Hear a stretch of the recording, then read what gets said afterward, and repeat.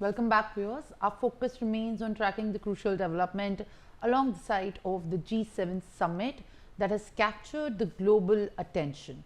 Now, in a major breakthrough reached amidst Prime Minister Narendra Modi's visit to Canada for the G7 summit, India and Canada have agreed to designate the new High Commissioners for the first time since the year 2023. Now, the huge step towards normalizing the ties comes after Canadian Prime Minister Mark Carney invited Prime Minister Narendra Modi to Canada for the summit after ties between the two nations had degraded under former Prime Minister Justin Trudeau's leadership. And Canada is accusing India of orchestrating the killing of K-terrorist, Kalistthani terrorist Hardeep Nijjar. Now, a statement has been issued by the Office of the Canadian Prime Minister saying that the two leaders have reaffirmed the importance of India-Canada ties based on mutual respect, rule of law and a commitment to the principle of sovereignty and territorial integrity.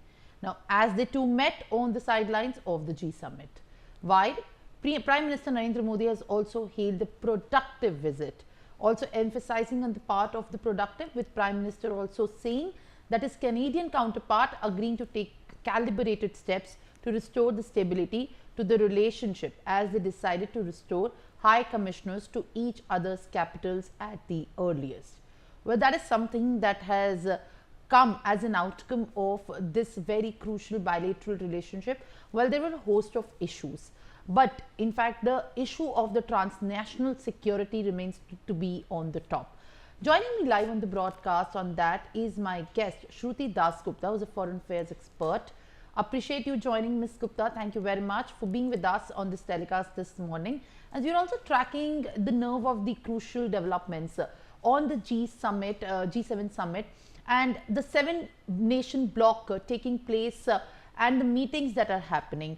The major development that has happened is the reinstatement of the high commissioners as far as Canada-India ties are concerned, but in the view of the trade wars that has been ignited ever since Donald Trump has been reinstated as the US president. How do you view the relations between India and Canada now going forward with its own set of challenges, as in the view of the trade wars that has been on the issue, has been on the platform as an issue? Ms. Gupta. Good morning, Simran. Thank you for having me on your show. The trade relations were put to a big halt since the Trudeau problem occurred for India. And his appeasement led to not just stopping of all diplomatic endeavors that were happening between the two nations, also stopped trade. So this led to a loss of both the nations. It was a decent trade agreement. We had, I think, about 600 something million in trade with Canada, which was put to a halt. So this will kind of come forth again, I think, with the High Commissioners being High Commissioners being reinstated there, as well as the trade-off between US and Canada coming to a somewhat start. I believe they have signed something yesterday, but although not on all issues. India is very, very crucial to most of the nations in the European side, and especially the G7 nations, because it's a major manufacturing hub. It is a major market as well.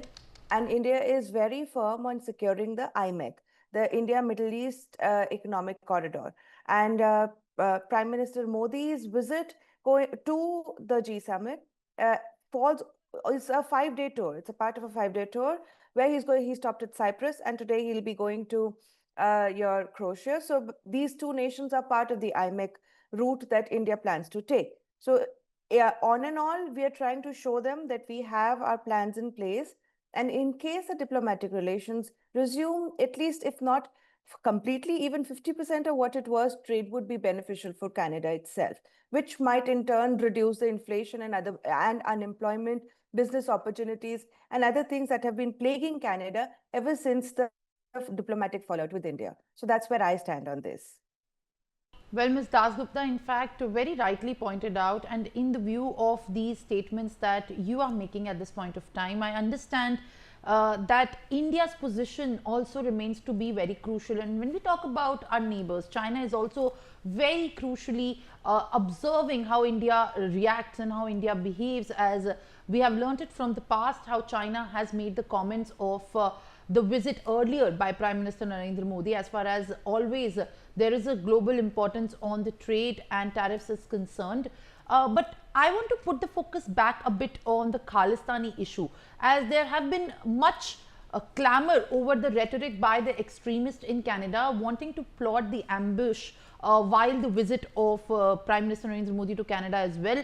And in the view of countering these challenges, there is also a very looming challenge for India to counter the threat of the Kalistthani terrorism within the own nation. And at this point of time, when relations with Canada are becoming of a new series of with more support, how do you think India is also going to look forward with the resolve to countering the challenges of Kalistthani extremists back home as well? So Kalistthani problem in Canada is something that they have encouraged, and it has mushroomed into a giant that they are no longer able to control, because they have the political body of the Kalistthani extremism, that is the NDP. And it is supported by the World Sikh Organization, which in turn gets its inputs, fundings, and from a lot of Pakistani and Pakistani nationals. So World Sikh Organization also supports the SFJ, the Sikhs for Justice, which is Gurpatwant Singh Panun's organization based in US. So all these three together form the Kalistthani nexus, which is now plaguing the West. And that problem we've, I think, exported completely to the West. They are no longer our issue. They make a lot of noise. They make problems for them. We have to understand that the West needs us just as much as India needs the West, probably a bit more, because we happen to be in a position of power. We are doing well for ourselves. Our GDP percentage is more than the combined GDP percentage of all the G7 nations. So we are in a position of power, and Khalistanis is a problem that the Western nations are now facing.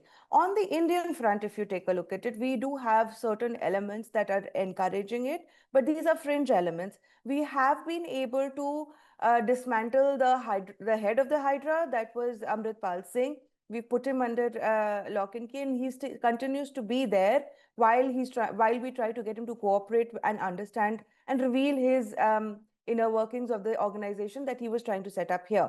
But we do have certain elements that are associated with religious organizations, and they are creating a little bit of a trouble.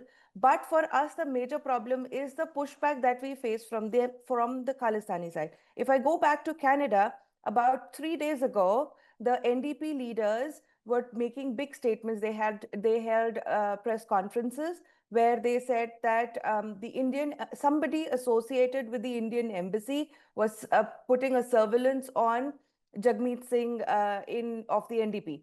And they had also published a propaganda piece on it in one media. Nobody else followed up on it. And that propaganda piece, along with their speeches, were filled with these beautiful words that they like to use: credible allegations, credible sources, and all of that. But none of it is proven fact. None of it is something that is coming with evidences and showing that, yes, India is interfering or India is causing problems for Canadian citizens there. So NDP continues to present India as this giant enemy of Canadian citizens and Canadian sovereignty.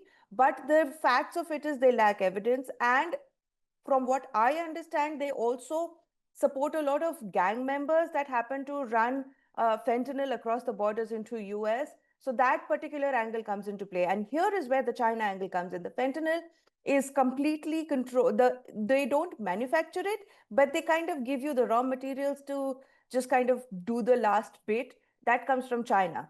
And this is the kind of nexus that Kash Patel had also referred to in his recent statements, that India has helped USA in trying to dismantle the networks from the Myanmar side that is coming through China. But this nexus also spreads right across to the Khalistani elements that are working in USA, in Canada, and ensuring that the West is plagued by this entire drug issue. And these drug lords and these drug gangs are the ones that are, they have internal fights, and India gets blamed for their deaths and other encounters. So this is a problem that is worldwide. And until and unless the Canadian leadership is ready to face it and acknowledge that maybe it's not India, maybe it's the people that we've given shelter to that are the problem, we are going to continue to face a lot of back and forth in terms of rhetoric. Ms. Dasgupta, that continues to be a challenge, and thank you very much. While I appreciate your in detail comments, and I'll also request your patience to be with us on the telecast. At the very same time, I have my other guest joining me live on the broadcast, Major General Sudhakarji joining me live on the telecast. Thank you very much, sir, for being with us. And as we are following up on the crucial takeaways of what happened in Canada as far as the India-Canada ties reset is concerned, the group of the 7th summit began. The world leaders scrambled to contain the escalating conflict between Israel and Iran over Tehran's nuclear program.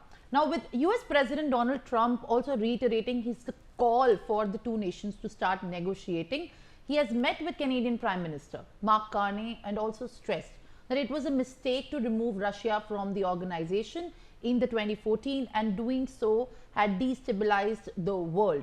Well, I'll leave it up there, and Major General Sudhakarji is joining me on that with more, in fact, and to understand what the statement entails to. Mr. Sudhakarji, in fact, joins me live on the broadcast. How do you look at the statement given by Donald Trump?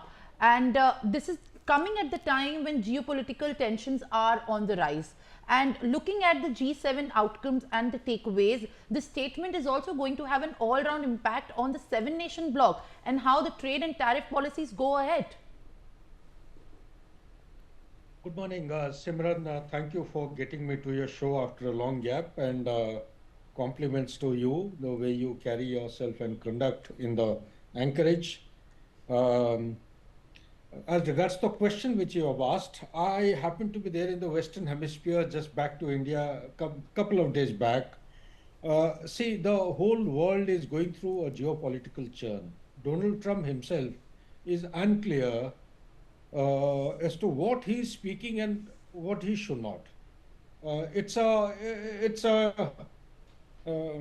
very painful experience to see a president of a superpower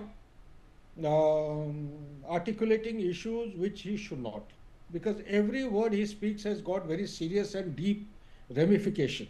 So when he says that G7 should be G9, well, why not? The geopolitical order is changing. He and his dispensation, they have also agreed that America is a declining superpower, and the bipolarity days are over. Now the multipolar world is actually emerging. If that be so, then in a polycentric world, you will keep having countries like Russia, you will have China, you will have India, Saudi Arabia, Iran. Each one is trying to project itself as either a erstwhile power or a power to reckon with in the current global order. So having said this, now the takeaways from G7 meeting, latest one, as far as Donald Trump is coming, it is taking place in the backdrop of Israel and Iran conflict.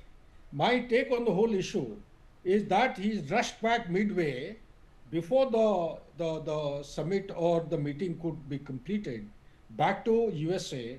Perhaps there is some kind of a proposal or ordinance which is being tabled in the Congress to permit or give permission to the government to participate in the conflict against Iran along with Israel. I have been there in US. The domestic constituency, the pulse of the constituency is very loud and clear. The whole nation, without any exception, I suppose, barring the deep state, of course, are not inclined to have America with the boots on ground and fighting other countries' war. They want the country's dispensation, the administration, to focus on the internal turmoil which the country is passing through, consolidate and regroup itself, revive the status of a superpower, not as a declining superpower. That's why the very purpose of the mandate with which he has come back to power is on MAGA, Make America Great Again. If that is not going to happen, then perhaps the current leadership and the dispensation is showing all signs of a kind of a decline in their commitment and the performance on the ground. Last but not the least, Simran, that I would say is that as per the indications given by Mr. Donald Trump, perhaps the geopolitical order is in for a change. Perhaps Russia may be considered to be taken back into the G7. like the way in 2014 he's very categorically said that it was an error, it was a mistake. I personally feel, as a student of geopolitics, uh, such kind of arbitrary dissociation of a group of a erstwhile superpower should be done with due thoroughness and thoughts going through. Russia is, despite all downsizing and all the sanctions, it's still a power to reckon with, and therefore it should be back there in the G7 as part of leading economies. As far as China is concerned, he's made a statement whether to bring back China or not. The same China happens to be there in the national security Well, strategy Mr. document. Sudhakarji, in fact, Major General Sudhakarji, I'll request your kind patience to be with us on the broadcast, as at this point of time, I'm also learning a breaking development, and we'll get more on that in the same nuanced manner as you were putting it out as well.